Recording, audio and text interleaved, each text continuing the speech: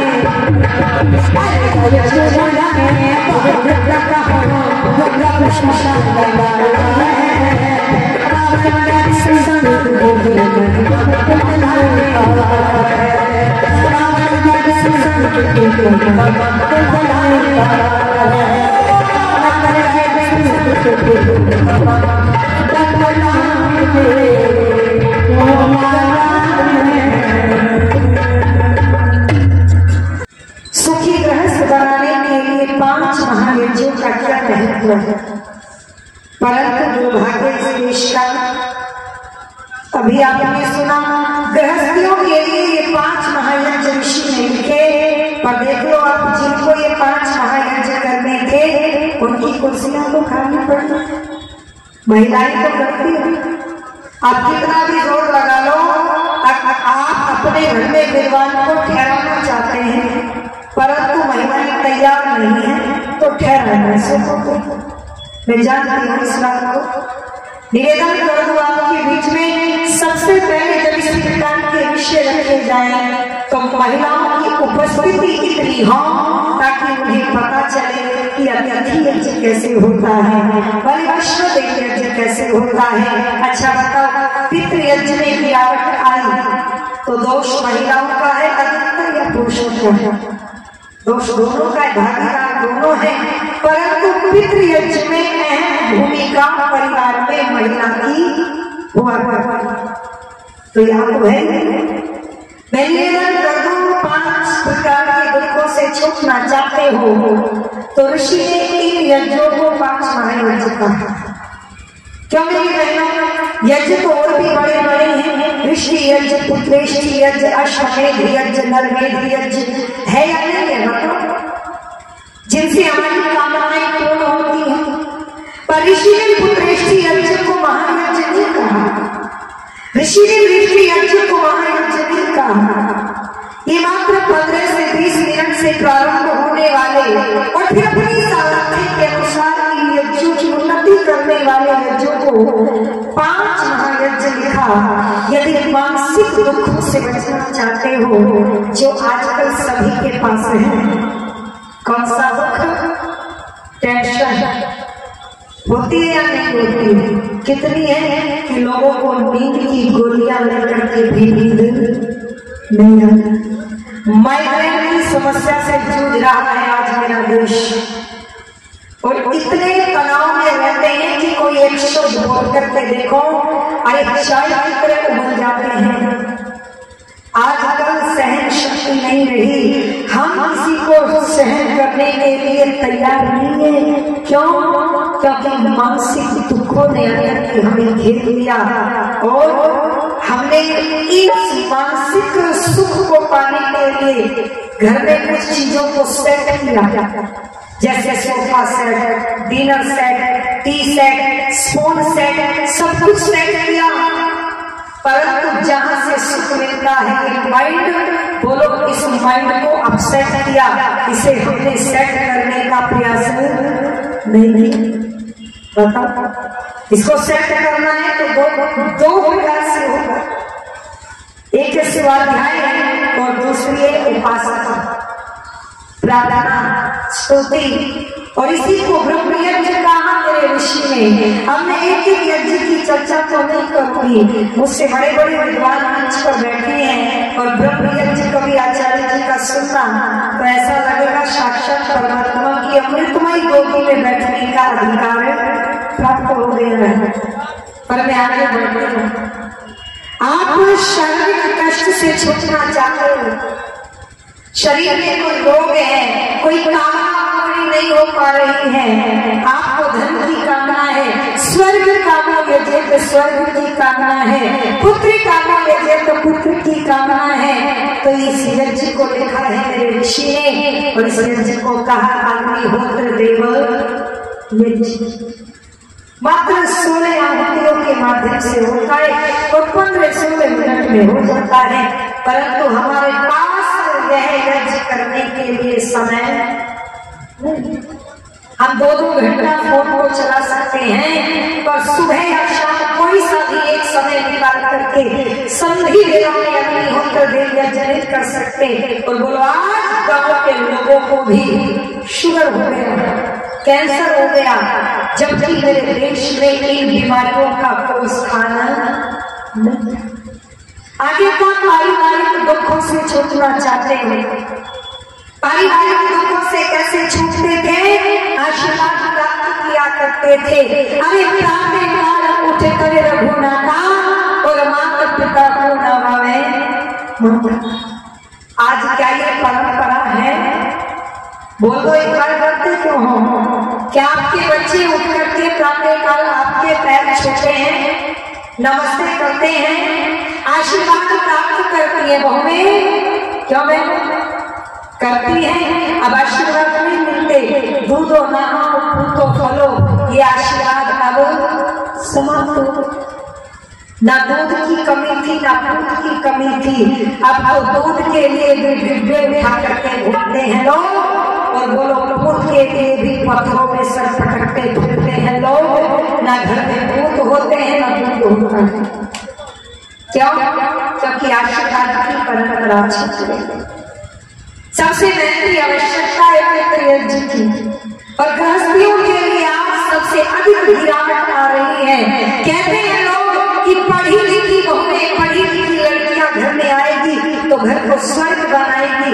ऐलोगो हमने देखा पढ़ी लिखी नहीं, पढ़ना लिखने से बात नहीं बनती, अभी तो संस्कारित बच्चे जब होंगे तो बोलो वही इन यज्ञों का निर्वाह और पालन करेंगे।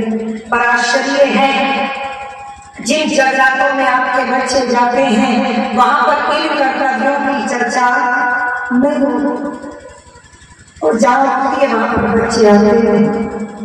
निवेदन करूं आपके बीच में, लखनऊ के अंदर एक घटना घटी। एक फौजी परिवार के 2 बेटे दोनों विदेश में सेट थे। फौजी की पत्नी की मृत्यु हो गई। अपने बच्चों को सूचना दी तुम्हारी मां संसार को छोड़ के चली गई, अंत्येष्टि के लिए आ जाओ।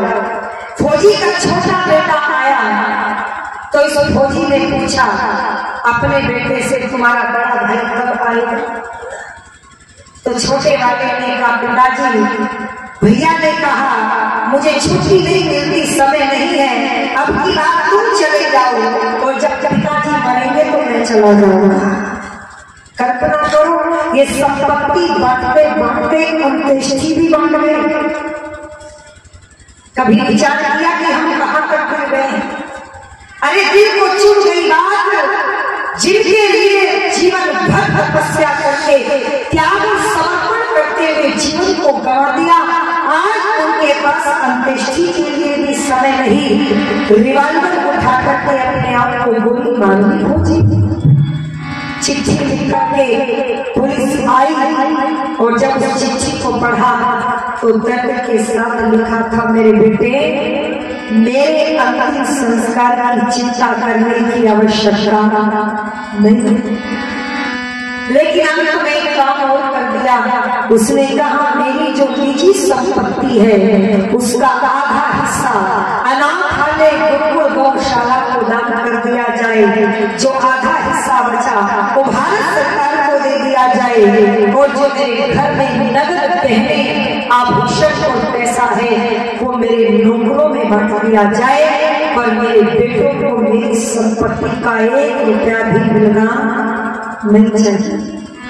ये नक्शा उस देश की बात कर रही हो जिस देश का बेटा कभी 14 साल वनों में बिता गया।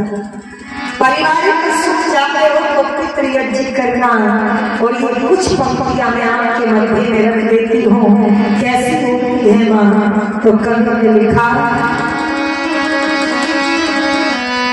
तो कितनी अच्छी है, तो कितनी भोली है, और प्यारी प्यारी है,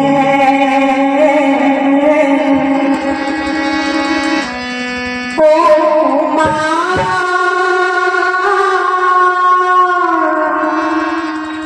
ओ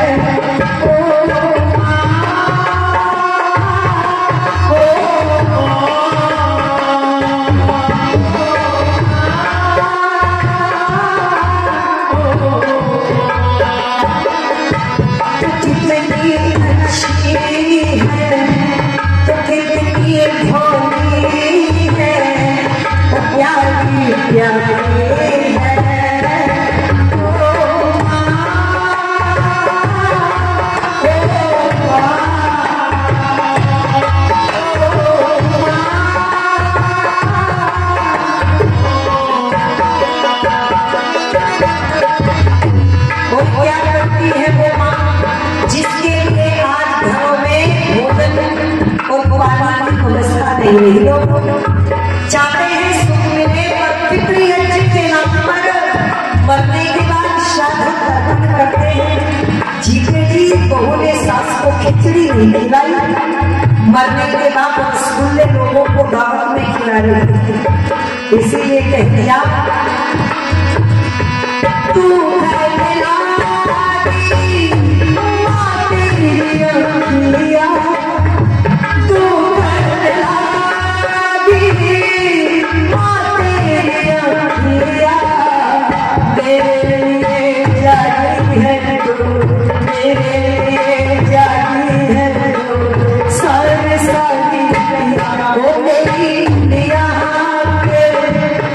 अपनी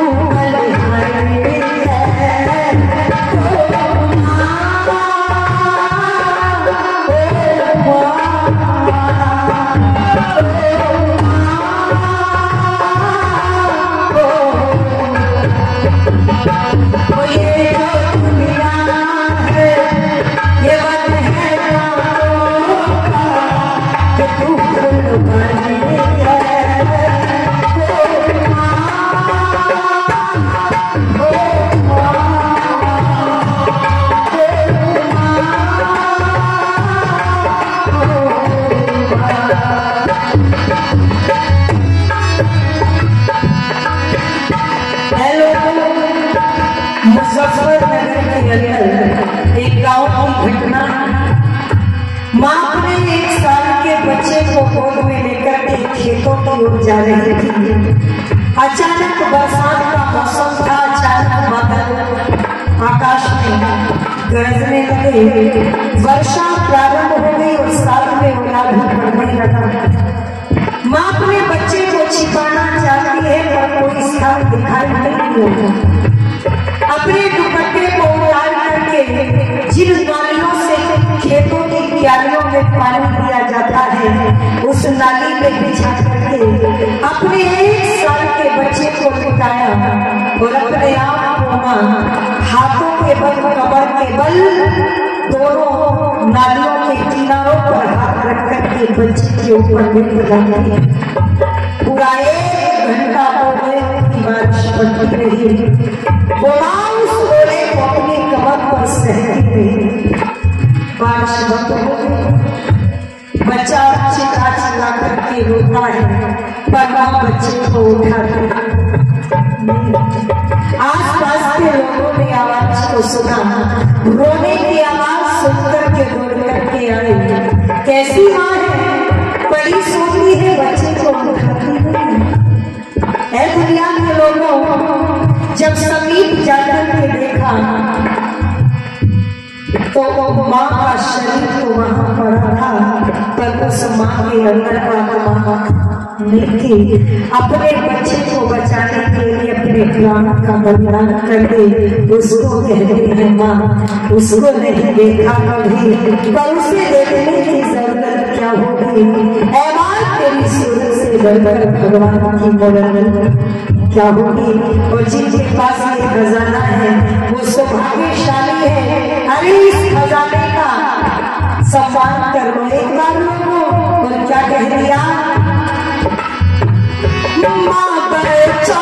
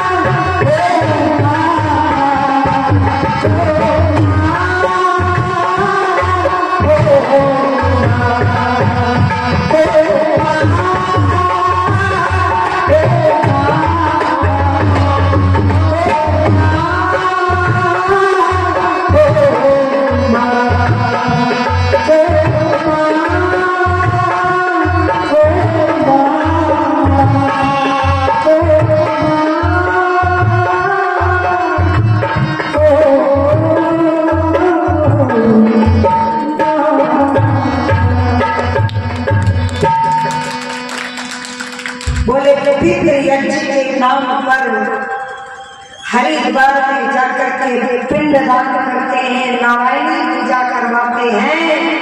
पर जीवित माता पिता को बोलो आज मेरे घरों में भोजन नहीं होता। मरने के बाद जब घर में लाश पड़ी है ना तब चरण छूते हैं, पुण्य मिलेगा पुण्य है लोगों। अब तो मर गया, पैर छोड़ या क्या फर्क पड़ता है। जब तक जीवित था तब तक तो सीधे वो बात भी और चाहते हैं परिवार सुख मिले।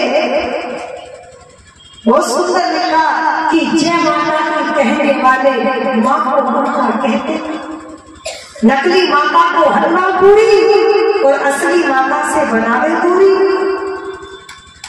निवेदन कर दो ये जय माता की कहने वाले माँ को माता कहते ना, और माता पानी मांग रही पानी माता को देते ना।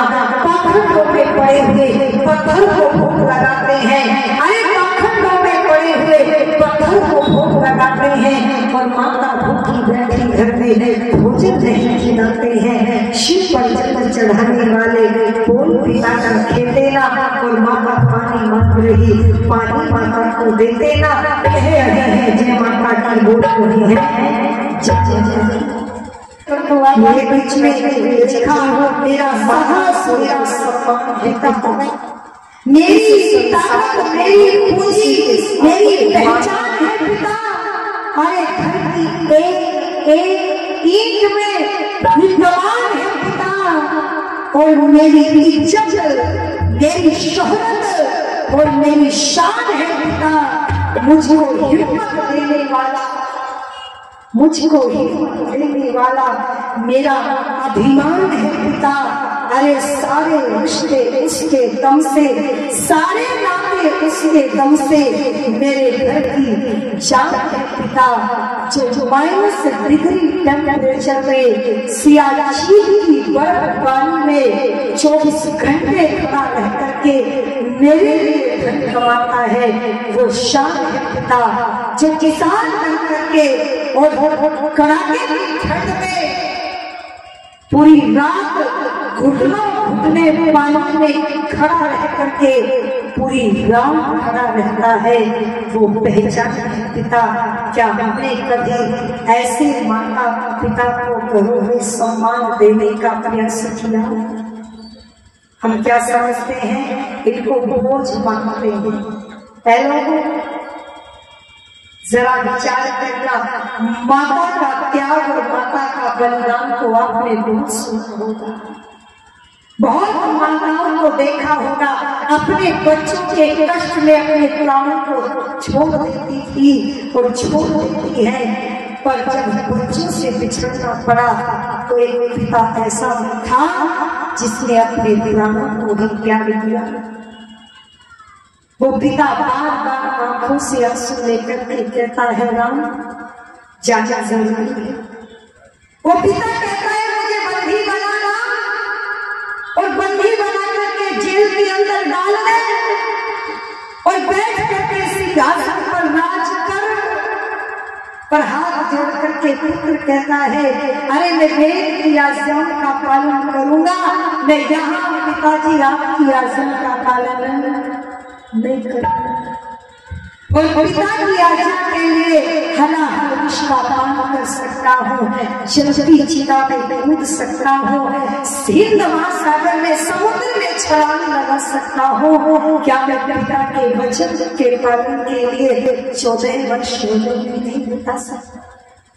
सुमंत्र को कहते हैं हे सुमंत्र, मेरे राम को मेरे लक्ष्मण को मेरी सीता को वापस लेकर के आया।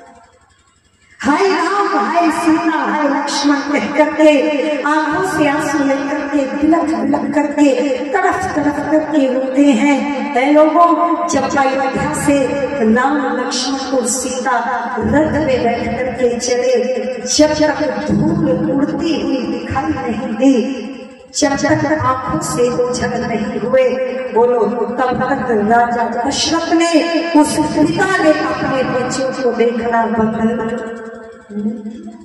ये है पिता, और माँ की ममता को तो सब पहचान लेते हैं। कभी भी पिता से भी पूछना, ये दिन रात अपने जान को हथेली पर रख करके सड़कों पर घूमते रहते हैं, इसलिए पिता ने हमको योग्य बनाया, पढ़ा लिखा विद्वान बना करके और सारी संपत्ति का मालिक बना देता है। इसको कहते हैं पिता।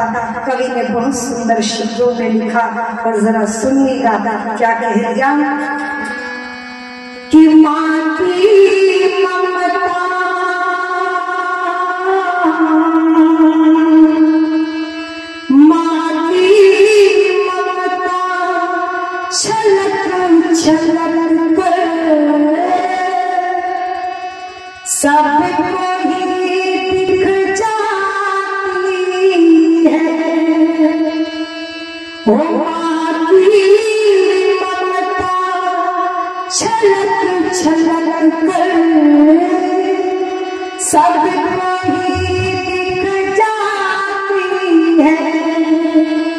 प्यार पिता का कोना होता, दुनिया समझ न पाती है। कर सका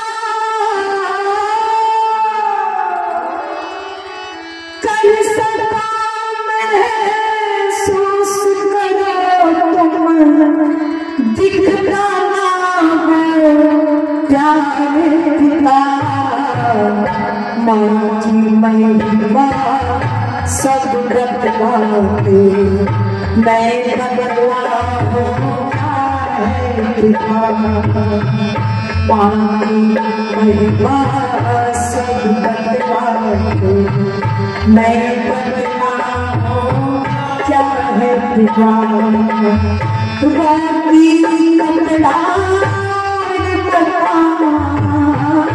राती कपड़ा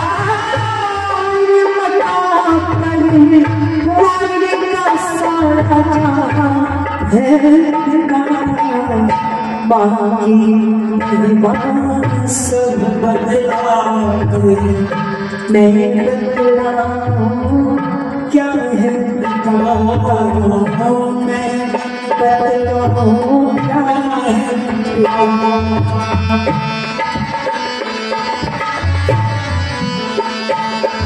और पिता से ही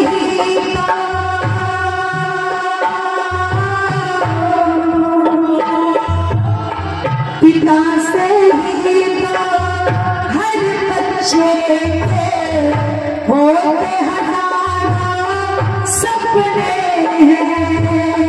पिता से ही हर बच्चे होते हजारों सपने हैं।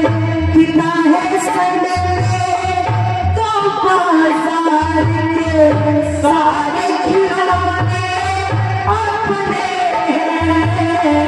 पिता है सड़के तो बाजार के सारे खिलौने अपने हैं। बच्चे की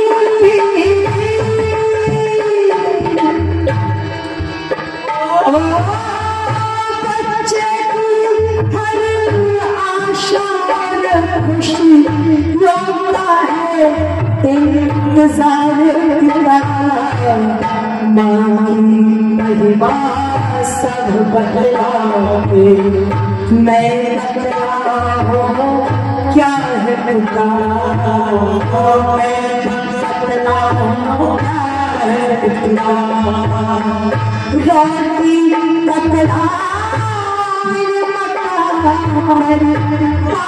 का सारा है पिता।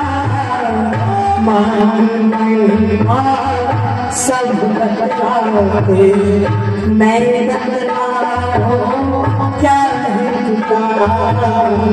मैं बदला हूँ क्या है पिता।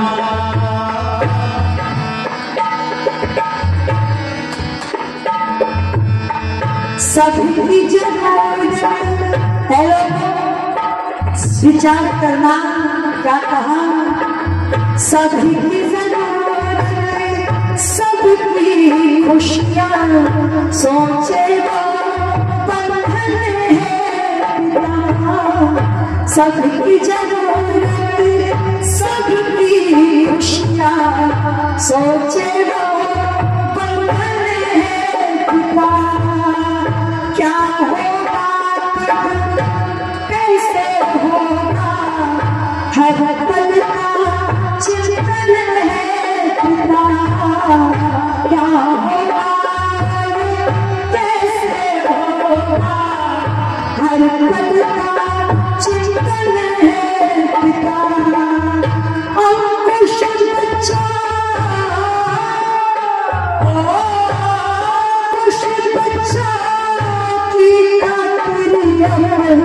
ने सब भूल वो है माँ की महिमा सब बदलाते, मैं बदला हूँ क्या है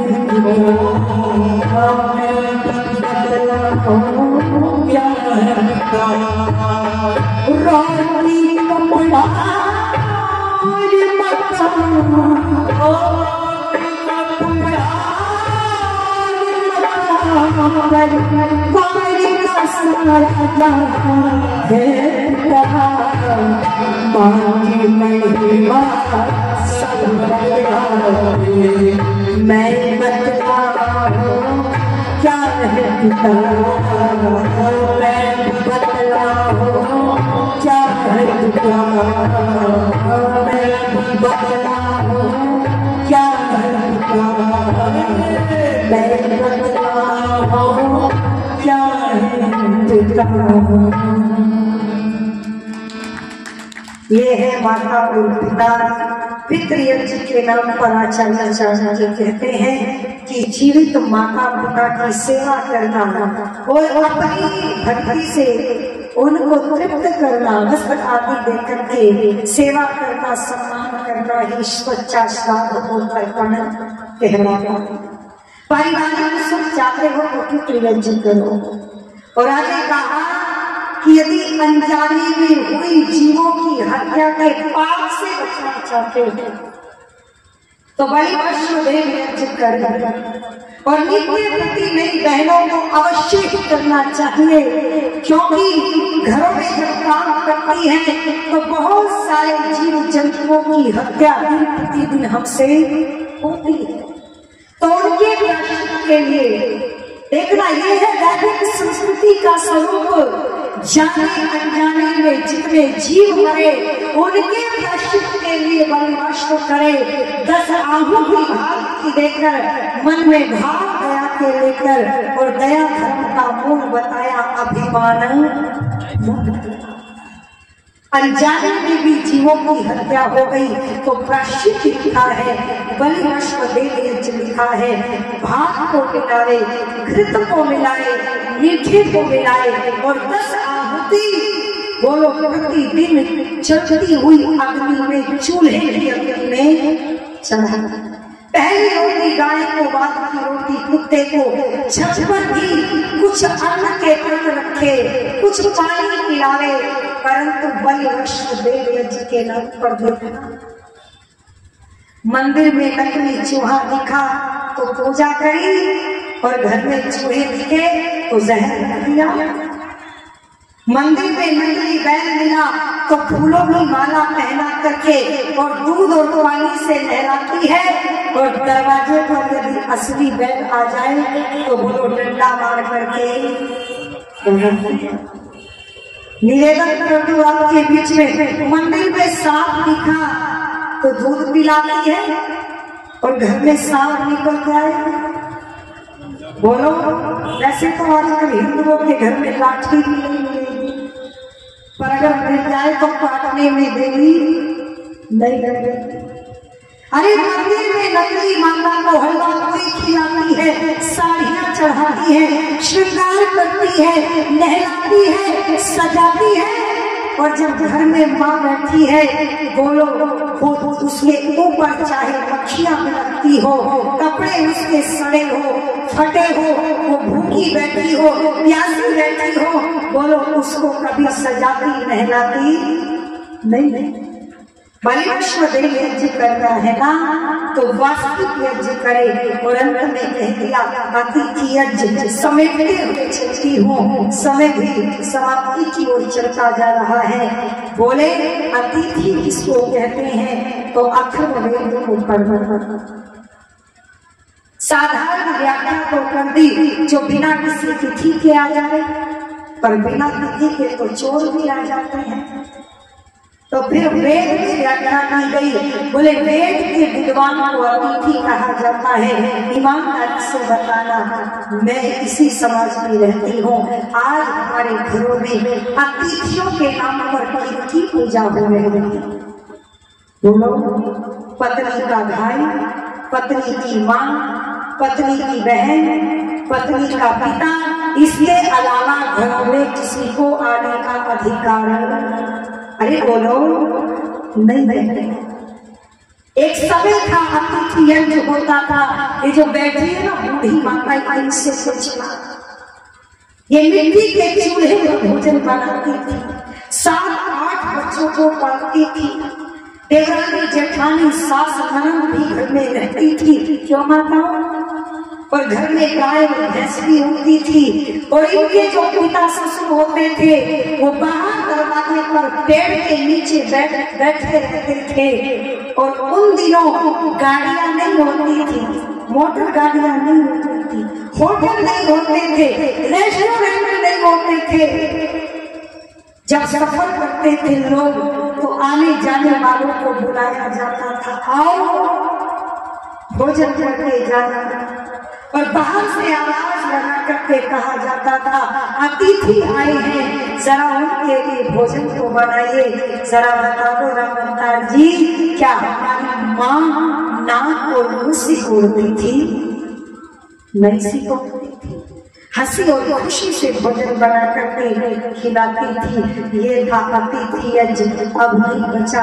आज पति की हिम्मत नहीं है कि बिना पत्नी को फोन करे 2 मेहमानों को घर में ले जा करके बिठा।